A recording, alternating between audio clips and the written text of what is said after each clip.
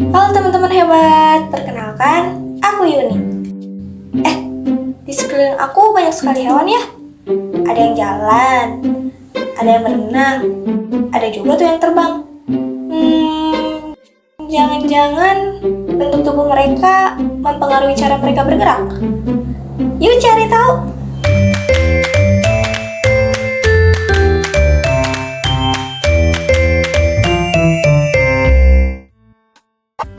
Teman-teman pasti tahu kan, kalau tidak semua hewan berjalan. Ada yang terbang, berenang, bahkan melompat. Ada hewan yang bisa bernafas dalam air, ada juga yang bisa bernafas di darat maupun di air. Bagian terpenting dalam tubuh hewan adalah kepala. Kenapa sih? Karena otak hewan berada di dalamnya. Selain itu, ada juga mata, hidung, mulut, dan juga telinga. Ada hewan yang memiliki pendengaran tajam. Pendengaran itu berguna untuk mendeteksi predator atau ancaman dan juga berburu. Contoh hewan yang bertelinga tajam adalah burung hantu, lumba-lumba, kelelawar, dan ngengat. Selain memiliki pendengaran yang tajam, hewan juga ada yang memiliki penglihatan atau mata yang tajam. Contohnya burung hantu, elang, dan ikan hiu. Mata tersebut digunakan untuk berburu. Lalu, ada juga hewan dengan indera penciuman yang tajam. Biasanya digunakan untuk mencari makanan dan mengendus bau. Contohnya anjing, beruang, dan ikan hiu. Wah, ikan hiu. Teman-teman, lihat giginya. Sangat tajam ya. Gigi taring itu digunakan untuk berburu dan merobek mangsa. Itu merupakan ciri dari hewan pemakan daging. Hewan ini disebut dengan karnivora. Berbeda dengan gigi geraham datar yang dimiliki oleh hewan pemakan tumbuhan, yang mana sering disebut dengan herbivora.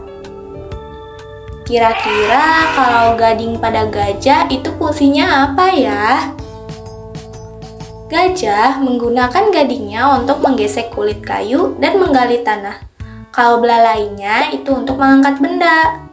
Ada juga hewan yang memiliki tanduk yang dipakai untuk melindungi diri, seperti kambing, kijang, dan kerbau. Sedangkan cula terdapat pada badak. Lalu, apa bedanya sih tanduk dan cula? Walau terlihat mirip, tapi keduanya berbeda. Tanduk adalah bagian tubuh yang tumbuh di kepala hewan. Sedangkan cula adalah tanduk yang tumbuh pada hidung atau moncong pada badak. Cula dapat tumbuh satu atau dua, makanya ada badak bercula satu dan bercula dua. Teman-teman, lihat ada kucing.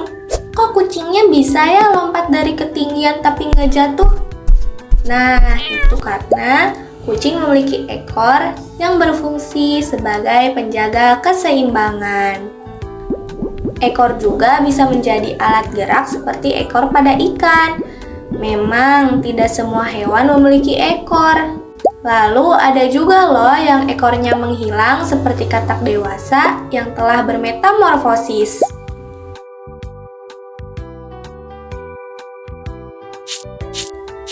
Nah teman-teman, coba perhatikan.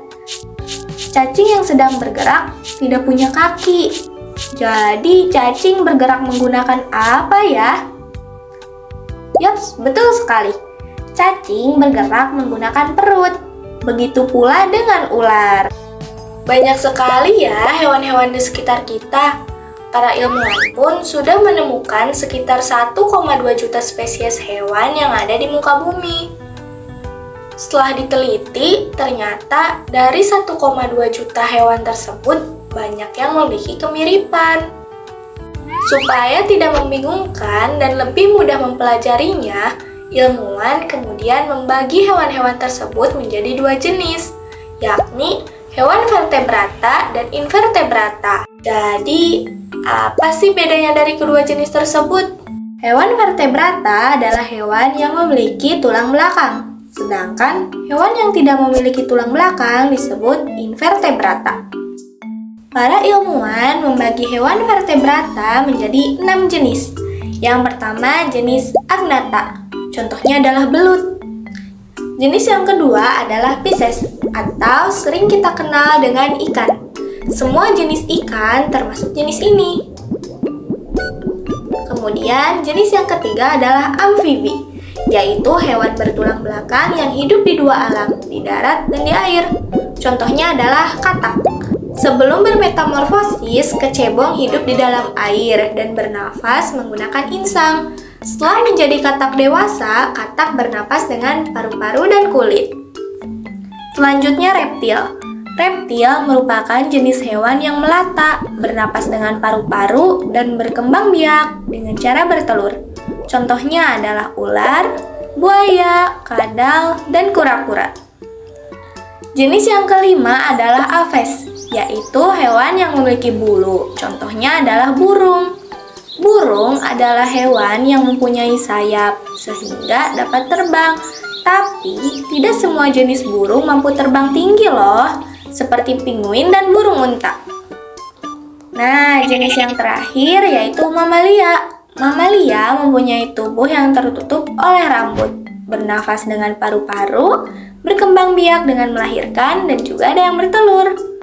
Mamalia betina mempunyai kelenjar susu yang mana berfungsi untuk memberi makan anaknya pada awal masa pertumbuhan. Contoh mamalia yang hidup di darat antara lain kucing, anjing, kelinci, kambing, harimau, serigala, monyet, dan simpanse.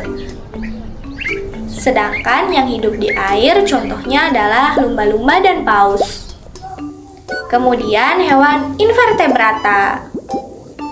Hewan invertebrata adalah hewan yang tidak memiliki tulang belakang.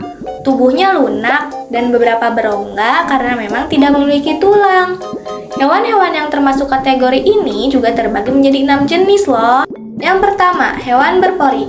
Contohnya spons laut. Yang kedua, yaitu hewan berongga, seperti ubur-ubur dan bunga karang. Selanjutnya adalah cacing, seperti cacing pipih, cacing benang, dan cacing gelang. Kemudian, hewan lunak, seperti kerang, siput, dan cumi-cumi.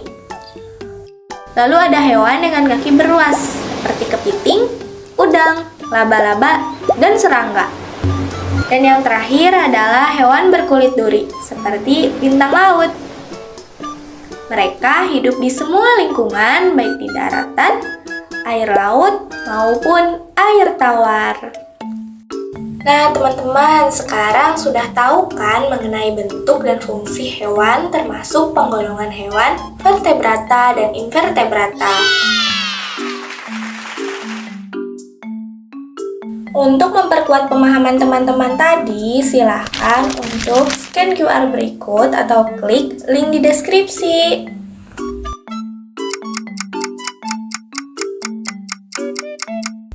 Sebelum aku akhiri video ini, aku juga mau ngajak teman-teman kuis sambil bermain yuk. Caranya, scan QR yang muncul di layar atau dengan klik link di deskripsi. Apabila ingin mengerjakan soal tanpa bermain, boleh langsung klik link di deskripsi yang berjudul asesmen soal. Terima kasih sudah menonton, semoga bermanfaat. Sampai jumpa di video selanjutnya. Dadah!